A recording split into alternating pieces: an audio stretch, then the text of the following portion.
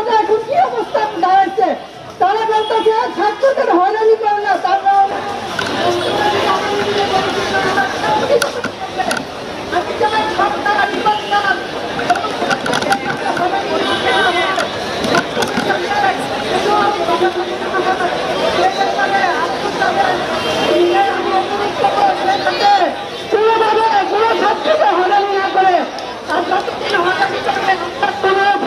পরীক্ষা দিব না।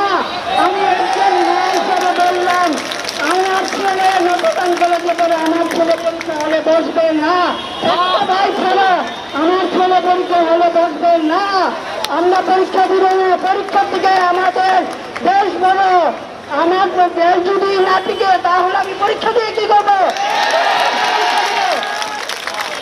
পরীক্ষা আমি দর্শন করতে চাই। আমরা পরীক্ষা হলে আমাদের সন্তানদেরকে বসাবো না।